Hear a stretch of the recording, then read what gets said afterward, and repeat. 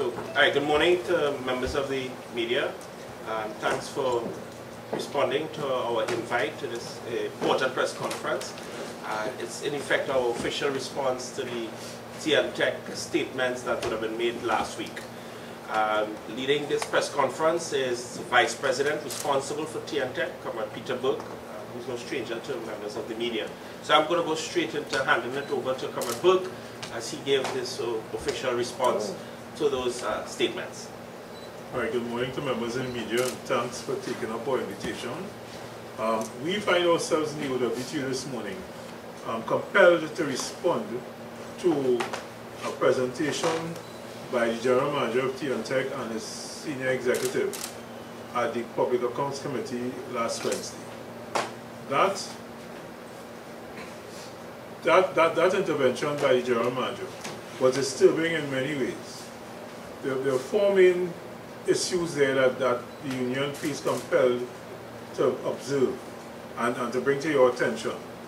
The first is that the General Manager proceeded to attack everybody. So, having attacked the workers for overtime, for absenteeism, for productivity, he also took a cheap shot at the courts. And I think the most disturbing after the attack on the workers would have been his thinly veiled criticism of his own internal auditor in her presence. Now, why would someone blatantly denigrate the people for whom he's responsible for managing? And it is instructive, by doing it to your own internal audit section, it means that you are displaying the tendencies that you don't want to be accountable. Right? In attacking the court, that has directly to do with the issue that he raised regarding the craftsman driver. And with no context, you are wondering if this is a strategy by the General Manager to influence the legislature in an ongoing trade dispute. This is a very dangerous act. If we have a trade dispute, engaging the legislature is a very dangerous act because the legislature is the highest court in the land. And by biasing the whole thing, you may be putting undue influence if the matter has to go to the industrial court. Now, that linesman, craftsman driving issue is not a new one. We have gone to court on this matter at least twice. On both occasions, the Commission has capitulated, and in fact, as recent as May 2017, the court issued an order preventing the management from trying to force workers to cross-craft, meaning doing two different types of work. Our collective agreement has a position called driver, and there are different types of drivers, but these drivers' job description determine what they do. The Commission has been illegally trying to get the drivers to do things other than drive. There were a lot of misleading statements made. We don't have established two-man crews in T&Tec, and for obvious reasons. Our safety rules determine that the foreman should be free to observe and direct. So if you have a two-man crew, the foreman will have to assist in the work, and he cannot ensure that the work goes ahead safely. And if you think that we are just being difficult, in an 11-month period between September 2011 and August 2012, 5 people died on T&Tec system. Right? 3 of them were contract workers, 1 was an apprentice, just 1 employee out of 5. So we are very, very concerned that we have a responsibility to keep the General Manager and his management, right, accountable where HSE is concerned. And he spoke very glibly about these two-man crews, ignoring the rules of T&Tec with regards to safety matters. The industrial relations side of this dictates that the Commission cannot and should not be trying to force people to do something that's not in the collective agreement or against their collective agreement or against their job descriptions. In March of 2017, the union offered to have discussions on this issue, and Mr. Ramsuk flatly refused to discuss the matter, feeling that he could have bullied his way to getting this illegal practice made normal. The court ruled in favor of the union and the workers, and those workers who he intimidated, threatened to fire, cut pay, give warning letters, triumphed. So this coming to the parliament now is a strategy by him to get his own way, right? To do something illegal, to have the legislature put pressure on the union and the workforce to do something that is illegal, and that is highly irresponsible. Why would a general manager, right, have problems with his internal audit function? And the discerning among us must ask yourself that question. The internal audit function is to ensure that members of the Commission, employees, management, etc., operate within the rules and regulations and policies of the Commission, as well as to adhere to the law.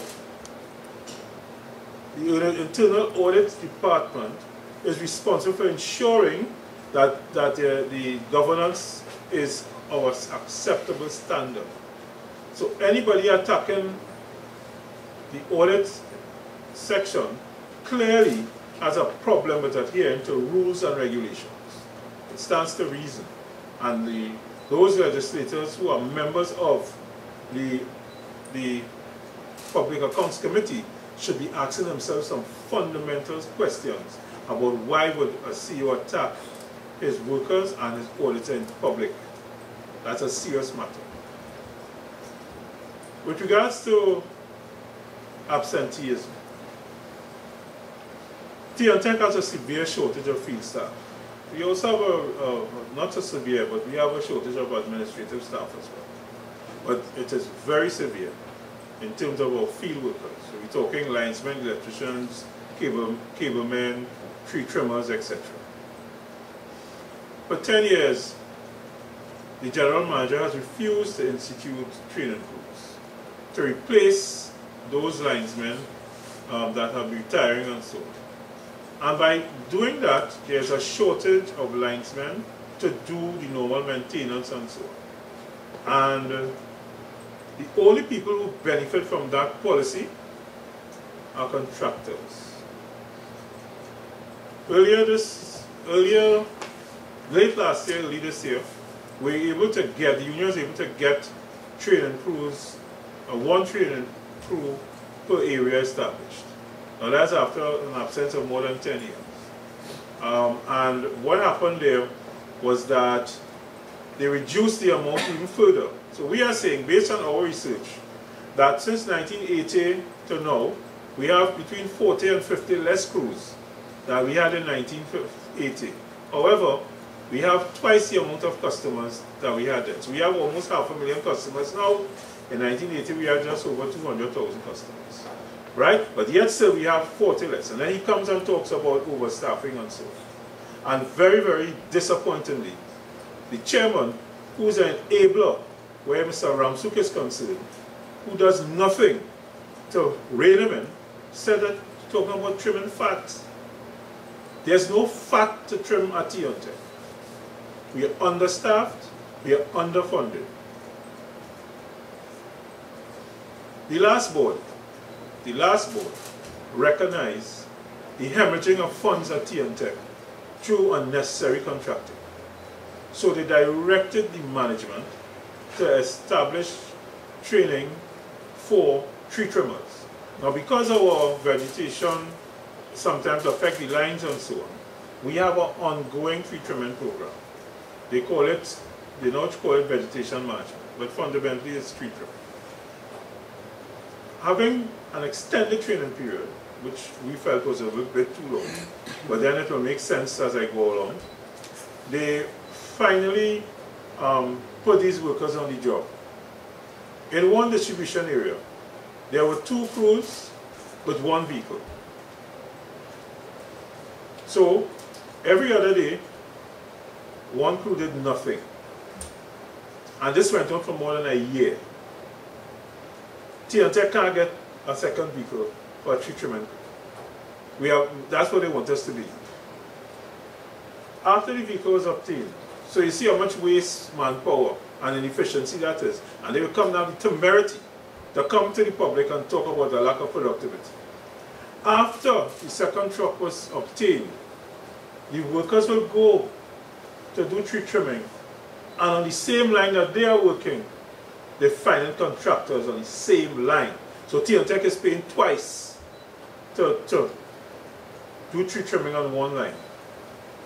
That is nonsense. This has been brought to the board's attention, and the chairman has done absolutely nothing about that.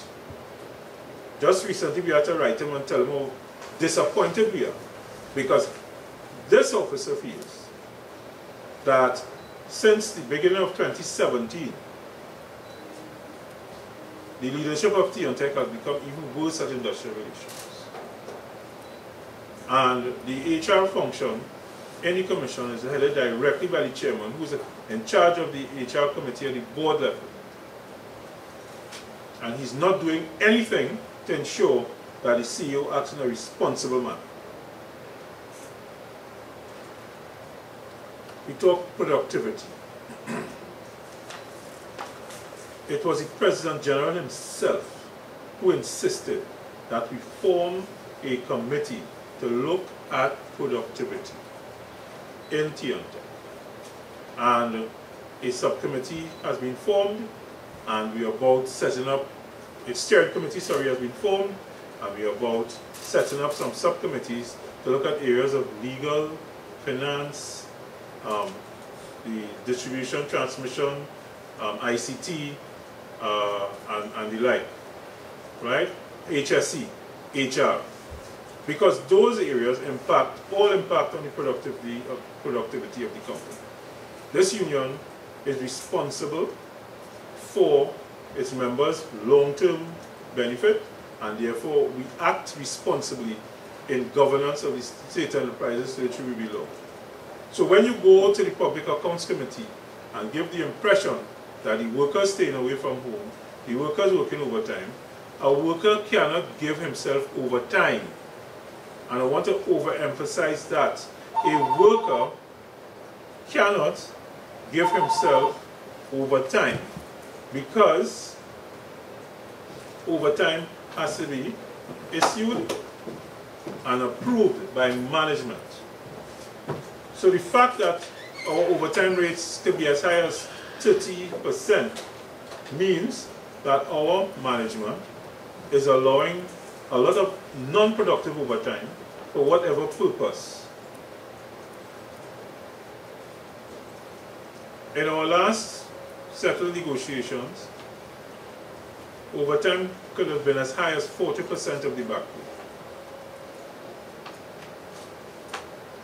And you cannot blame workers for that.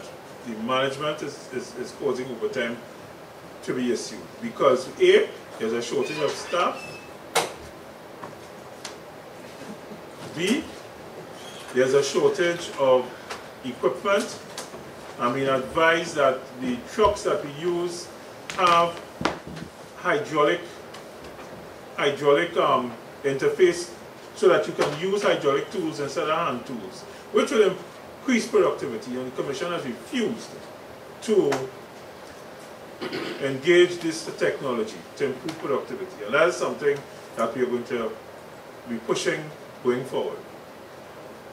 We also find of late that productivity in T&Tec seems to be driven by the whims and fancies of middlemen and contractors. Their interests seem to come before anyone else, including the public and the workers of T&Tec. There is a There's an entrepreneur by the name of Charles Branson. I think he owns Virgin Airlines. He has a saying.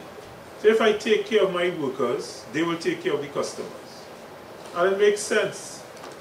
But if you are denigrating your employees at the level of Parliament and abusing them every time you see them, and you're going to have an issue with morale, and if you have an issue with morale, you then have an issue with customer service. But nevertheless, members of the public will remember the performance of the T&Tec workforce in the aftermath of Brett, and it was world class.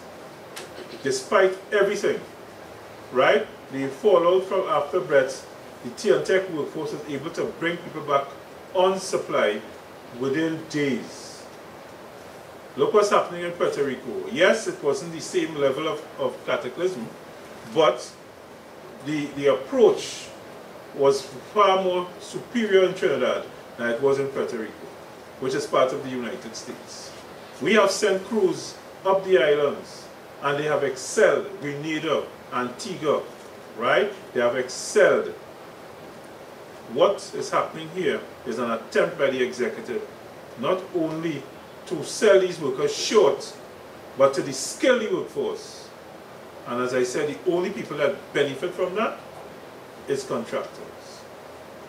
Innumerable times, these workers would have to go and correct the work the contractors have done. We have situations where contractors are paid mobilization fees and don't do any work. The figure of $100 million, the union questions that. We feel that is far more, because in T&Tec's accounts, there's no line item which specifically identifies how much contractor labor costs. It has been hidden.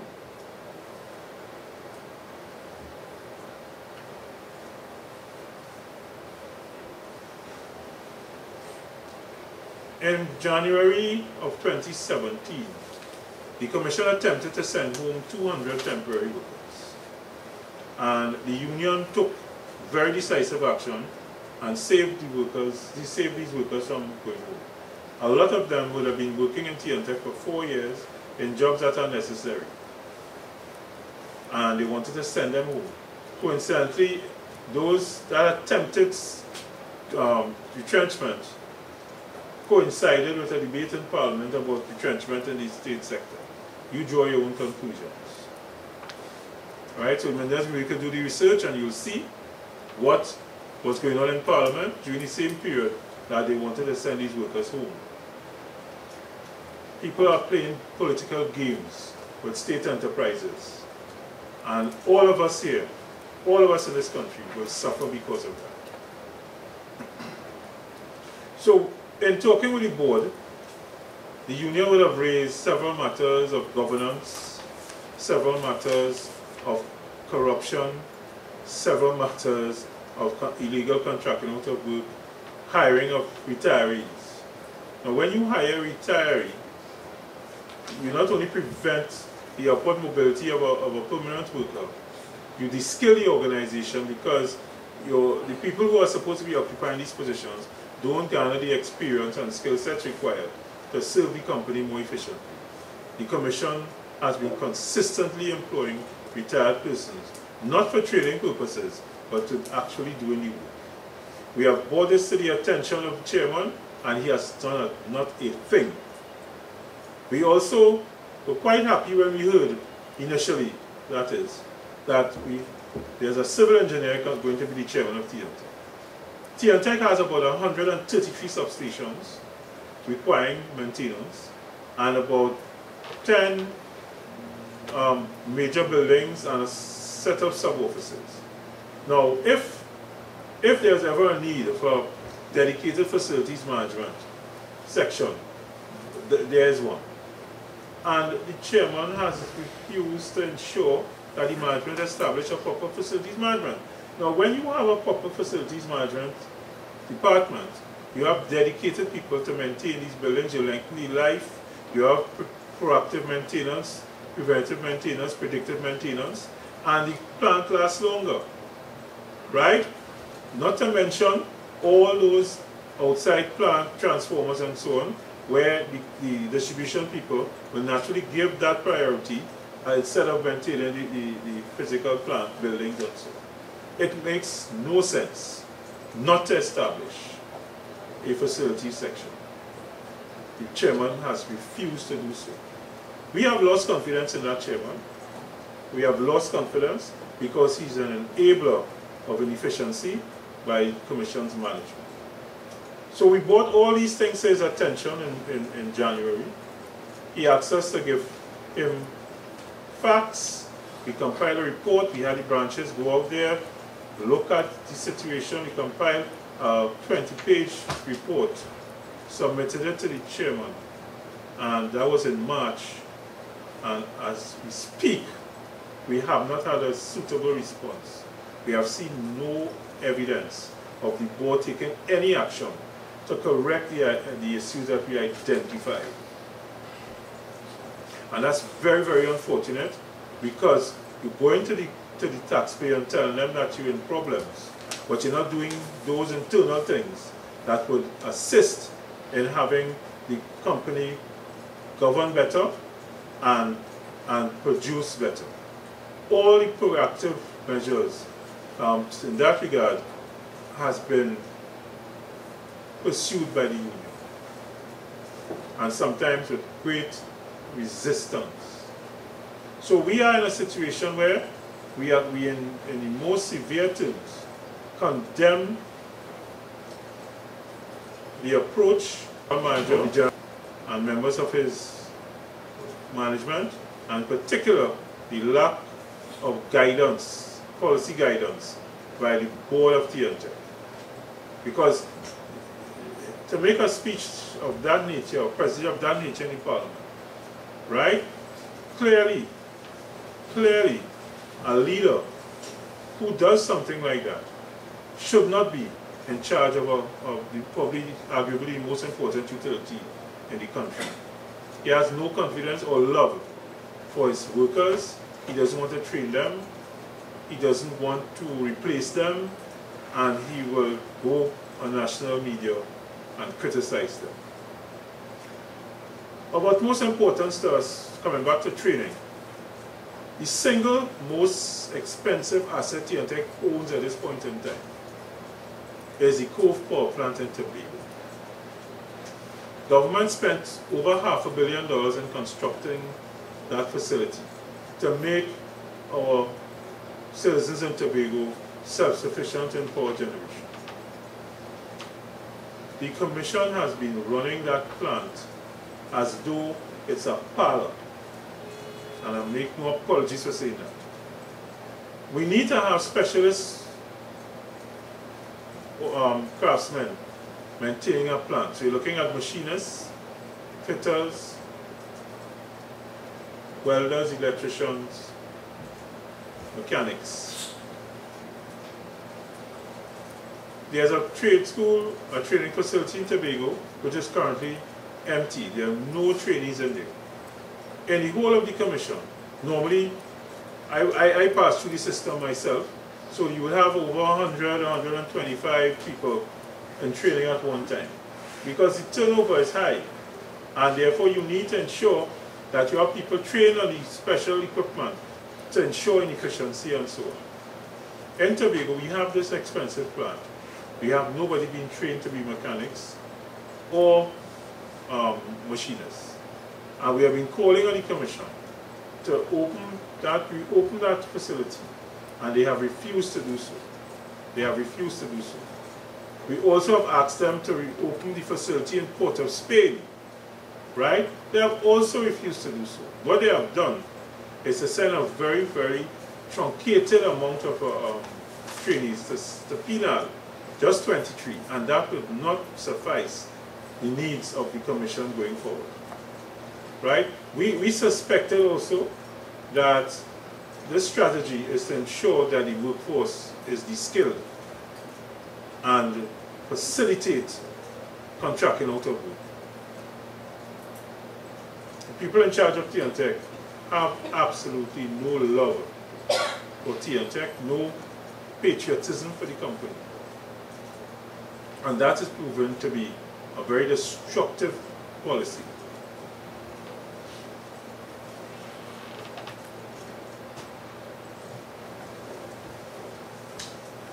We have been written about absenteeism. And it's strangely, the absenteeism we talk about is Christmas time, Yuletide season. Now when, in a more civilized time, managers and supervisors will arrange with their staff shopping time for Christmas, which is a sensible approach, because it's a special time of the year, people want to shop and so. That stopped. So you have a combination of no organized time off for shopping, which is something that's part of our culture, and you also have shortage of manpower.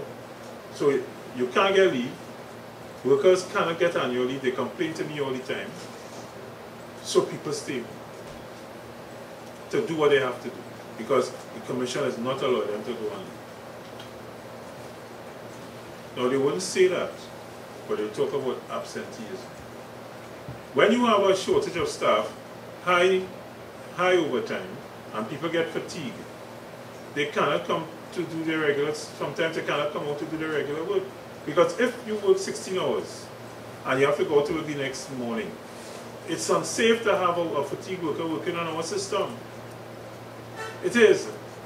Now these things are not said, you know, right? It's to show the workers in the worst possible light. This is one of the most dangerous jobs that anybody could do. Electricity is a very, very lethal commodity. You don't see it, but it can kill you. And therefore, a responsible management would understand that A, you must have enough workers to ensure that the job is done safely and quickly. We have an issue of our agent fleet of vehicles, and that is something that we intend to address in the productivity talks. But the Commission is not talking about these vehicles and how many of them are operational at a given time or non-operational at a given time. Customer to customer ratios. We are still developing. In 40 years, 35 to 40 years, we have more than doubled our customer base. That is not happening in the developed world, right? So you cannot reasonably state that, or you cannot compare our customer to employee ratios to a developed society. You can't. You can't. And Mr. Ramsuk's suggestion that he could, if he gets his driver craftsman, he could make 100 two-man crews. It is such a misleading and dishonest statement. In T&Tec, we have drivers that operate vehicles with attachments. That's a skill by itself. So you have these hydraulics and the drivers operate them. Those drivers are not just driving. So take those out of the equation. You will need those drivers all the time. Of the rest, you have drivers that will drive emergency crews, aerial lift trucks. They also have the attachments, and they don't just drive alone. Those drivers who are driving the other vehicles for construction and maintenance. We have in Trinidad and Tobago varied topographical and geographical features, which adds to fatigue and so on. You wouldn't want to know somebody leaving Arima and heading to Matplot with a short crew, because they are not making full-size crews, having to work twice as hard, and then have that person drive $1 million vehicle, right? But more importantly, with 3 or 4 men on board, right? Driving fatigue. We've had incidents of driver fatigue causing accidents before. We are very, very, very, very careful about it. And some of the examples cited up and down the islands, where there are people who are driving. I know we have debunked a lot of those things, and they just insist. For instance, in Barbados. Barbados is one of the most densely populated pieces of real estate in the world. It's 166,000 square miles. It's flat. It has no rivers, no mountains, no swamps. So therefore there are very few natural barriers. And but being a big plantation economy, they have 4 miles of road for every square mile of land. So a little bit of infrastructure, given that, which is easy to get to because of the extensive road network, right, you don't need the kind of workforce that you need in Trinidad. And even in those volcanic islands on the Eastern Caribbean, where there's a narrow coastal plain with a volcanic mountainous interior center, on that coastal plain, there's a high density of population and a very little bit of infrastructure can serve a large amount of people. That is not the case in Trinidad. There's swamps, rivers, mountains, whatever natural barrier, rivers, you can name, we have it in this island here. So it's not the same. It's not the same. We have had experiences with our general manager where he didn't want a heat stress policy. Those workers who work on live lines and wear all this protective gear, they need to come off the pole after an hour, but there's a whole table which suggests how long it should stay based on the temperature. He wanted to get rid of that because he wants fellas to stay up there and dehydrate, right, and fall off the pole. That's what he wants. We have to fight to ensure that heat stress policy is maintained. So we're not dealing with someone who really cares about his workforce. We're dealing with someone who really does not like his workforce. And the OWTU is not going to allow him to get away with what he did in Parliament last week. And this is just the opening salvo. We are going to respond and respond forcefully anytime we try to mislead our legislator or the general public of Trinidad and Tobago. Right? We have been able to maintain an efficient supply of electricity, right? And we do it with very little income by way of rates and so on. And we understand government policy. We understand it to maintain a competitive electricity rates to attract foreign investment and to ease the burden on the national population. But that's well and good when the government has money. But when the government has no money, don't blame the workers. Don't blame the workers.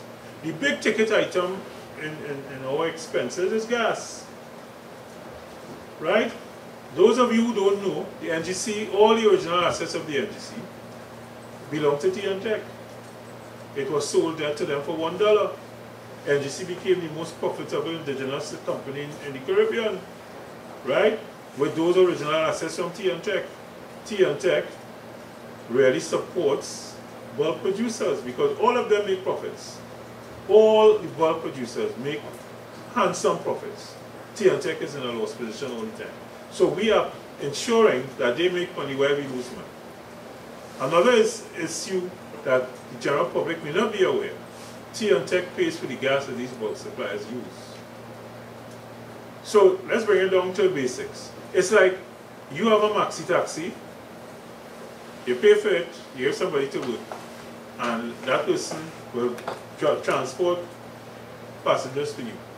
But you pay for the gas as well. So after he transports his passengers, he take the vehicle and he can use it anyhow he wants. You have to pay for the gas. That is the arrangement we have. And that is the most inefficient arrangement. Our people in the control department that manages that interface with the bulk suppliers have been calling for individual dispatch, which simply means that we control how they use the gas, which machines they bring on and when. Because if you do that, the more efficient machines, you'll have it working more, and you only bring on the less efficient machines at peak. The Commission also needs to encourage people to use off-peak periods, and that's going to save gas and save on replacing expensive plant. They're not doing that. They have the technology to do that with our new automated metering system, and they're not doing it. So when he goes to Parliament, right, and acts as though he's doing his best. I am saying to the National Committee, he is not doing his best. Because we have had the metering infrastructure to have off-peak rates, right? And we also have to say that the RIC is also a government institution, and they have been also very tardy in how they operate with regards to T&Tec. It's all well and good when the government has money, when they don't, right? But the law says how T&Tec is supposed to operate in terms of surplus and so on. The company must have enough surplus to meet the expenses and do some development. The state has encouraged T&Tec to forego increases. In 2006, it gave up a $200 million award from the IRS. And we feel that the IRC doesn't move until they're instructed to move by the state. So T&Tec's economic woes are not the responsibility of its workers. Those big ticket items that I just outlined, it has to do with state policy and managerial policy. If you deal with the gas situation, T&Tec will be a profitable organization. The relationship between the bulk suppliers and T&Tec are governed by power purchase agreements. All these agreements are onerous to T&Tec. So that these bulk suppliers, not one of them losing money. In fact, at one point in time, we were paying TGU over $450 million, sorry, for power that we did not want or could not use. I think in the last report they said it's down to about $250 million. So we have, it's a take or pay. So whether you use it or not, you have to pay them for it. We are losing an opportunity to make T&Tec an integrated company, which means that TGU can easily be reintegrated into T&Tec, and the large conversion costs that we pay to T&Tec, to TGU, could be reduced. The government wants to invite investors, and all these investors are doing is drawing funds away from us. In most cases, expatriating these profits and not really investing in new plant and so on. We must have the temerity to tell the state that we need a more progressive power generation and power distribution policy, and that has to come from them. We are the workers, and it seems that the workers are the easiest ones to blame when management, the board, and the government foul up.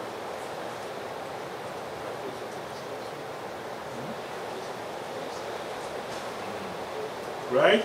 We have a situation where when there's reason to shed load, or if two areas are out and so on, the workers have been complaining. If there's a community with 100 customers and it's out, and there's a community with less than 20 residents, but depending on the people who live in there, like for instance Hillsborough, depending on the people who live in there, right? The community with the less customers is given priority. And it's a means of concern, because these workers come from communities which are not all highfalutin, and they feel it's unfair that these things are continuing to happen. Now, when there's an outage, T&Tec is losing money. So if you have a large outage, you should give that priority. You should give that priority. And it is something that we have brought to the attention over the years. You've been hearing stuff like that. And I think it's time that we start treating with our customers fairly. Economic decisions in the interest of T&Tec. We have to inculcate that, re-inculcate that to our management. Because a lot of decisions being made, right, are not in the interest of T&Tec. I have a newspaper clipping where a tree trimming contract of $5.1 million, here it is. And this was published in the Newsday, on January 30th, 2017. Right? Now there's no way that is for less than a year that any tree trimming contractor should be earning this level of money. This $5.1 million will pay internal tree trimmers for a very long time and ensure that they have proper vehicles too. Right? But the Commission does these kind of things and then goes to Parliament and play holier than thou and blame the workers. Right? If the internal auditor investigates something like this and you're so committed to do it, and I'm not saying that that is happening, but I'm showing you how the accountability is lacking. Right? Would you attack the internal auditor, or you would go and say, listen, let's fix this. This should not happen. We can't have tree trimmers sitting down in Port of Spain doing nothing and our contractors getting $5.1 million. Right? And the workers are complaining that the tree trimming is not even being properly executed. And that is what is sad. That is where the problem is, not the workers. And I'm not saying that all of us are perfect. No, not at all. But when you're thinking about the big ticket items, right, the management is responsible for all of them. So I would want to stop here and invite questions from members of the media. The T&Tec is understaffed, right? Can you give us some more specific figures? Okay. When we did our survey, we did an exercise sometime last year. And it was clear that we have 50 less crews than we did 35 years ago.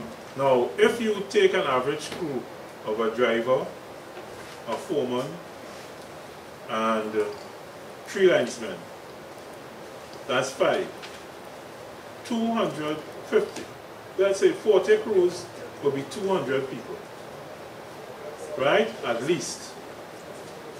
There's a high attrition rate where people retire before time and so on. But these people are not being placing. When we did our research, we felt that if we train 96 people a year for 3 years, we should be able then to reduce it to 48 people a year. Right? That is how we feel that you can start making a dent in the shortage. The Commission, after we agreed to reduce our demand of 96 to 48, the Commission further reduced it to 30. And how many contractors and contract workers are we looking at? Well, we don't know for sure, because they don't do that. They have a system for pre-qualification, so they just pick people and have them there available and call them as needed in violation of the collective agreement. Now, the document that we supplied to the chairman will have had extensive research regarding who these contractors are and the nature of the violation. We will now have to take this further, right, and ensure that the interests of the Commission's employees are not frittered away as the Commission enrich contractors with state funds. You said that it's 600 million that they are saying has been paid to contractors, and you said we believe that it is more. They say it's $100 million, but we believe it's more. Like how much more? Well, we have, let me use the example of one division called transmission. There are about 1,000 kilometers of transmission lines in the country. We have been advised by the workers there that they need 4 or 5 crews to maintain that infrastructure, that transmission plant. What has been happening is that the Commission is maintaining 1 crew, and the rest of the maintenance in that division is done by contractors. We believe that they're hemorrhaging hundreds of millions of dollars unnecessarily to contracting in the transmission division. And when did they start contracting out workers? Well, contracting, there's some contracting that's necessary, particularly in areas where we don't have expertise. Like what area? Civil engineering, right? there are certain services like painting, which we have designations on our books, but the commission does those unnecessarily. But civil engineering and so on is an area that requires contracting. What the commission has been doing is contracting out core services like meter reading, construction of lines, street lighting, public lighting, and the like, which we have the capability to do. But if you are not training your C-class linesmen, it's going to be difficult, because you can always claim lack of manpower. But you're doing that to justify the contracting. But when you go to the authority, the Public Accounts Committee, you're saying that you're overstaffed. And that is a problem. In 2012, the said CEO went to 2 weeks after he told us that we made an operating loss of $450 million, he told the Parliament that he made a surplus of $120 million. So we have to take him with a pinch of salt, because there are several inconsistencies that you listen to him, you will garner a lot of inconsistencies. What do we believe? The workers who are working, they are clear that the contracting, particularly in the transmission division, is excessive, right, and unnecessary, and that if they get 4 internal crews, they will save the commissions hundreds of millions of dollars annually. Let me give you an example. If we got a hold of a document a few years ago where HT pole, which is a high tension pole, it costs $9,000 to install and $6,000 to plumb, which means to make it straight. So $15,000 to install one pole. The workforce will do that for much less. In fact, at the time, the $15,000 could have paid a crew for more than a week. So if a guy is installing, a contractor is installing 9 of these poles every day, you can see how rich he will get in a very short space of time.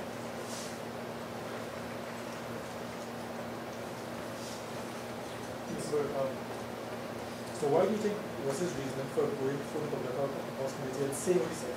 And also, are there any collective agreements of renegotiation as well? All right, that's a very good question. The first one, let me deal with the first one. No, I can't explain except to say the only people who would benefit if his account of the Public Accounts Committee is taken seriously, the only people who would benefit from that are contractors. Secondly, what was the second question again? All right, good. That question is extremely important. This particular management has a very poor, abysmal HR, IR record. The OWTU at the moment has 2 outstanding collective agreements. We went to the second one in January. The SSA, which is the level just above us, they have 3 outstanding collective agreements, and the EPA has 4. So Mr. Ramsuk doesn't like to pay his workers. He doesn't like to pay his workers, and he feels that that's good management. But what you do, you bunch up the debt because you have to pay, and he's putting the company at risk. Pay your bills on time, especially the most important asset is your workers, right? And you don't want to pay them, right? Talk to power, let them know, listen, we have some policy issues here, but at the same time, I cannot have my workers carry that burden indefinitely. We had to go to court, right, to settle our job evaluation because they didn't want to settle it. After we won in court, they appealed it, right? And just as they did with the craftsman drivers, illegal action, we had to go to court to protect those workers who they wanted to fire, and then he goes to Parliament and paints this thing as an unreasonable union when he had been breaking the collective bargaining and all the principles of good industrial relations practice all along. fire these temporary workers, but did they reduce the contracting staff? Well, they claim that they have reduced contracting. I cannot verify that, but that is the claim, that they have reduced contracting given the economic situation. But we are still seeing contractors in the system. We are still seeing tree trimming contractors in the system. We are still seeing contract meter reading going on. We are still seeing contract reconnection, disconnection going on. So I don't know if we should take the management of their work, because all these are illegal activities and they're still taking place. So you are maintaining, the best way to describe it, and will give you level of inefficiency and waste, is that we are maintaining a parallel workforce, right? One which does not give you value for money, and one which really is eating away at the very fabric of T&Tec's operations.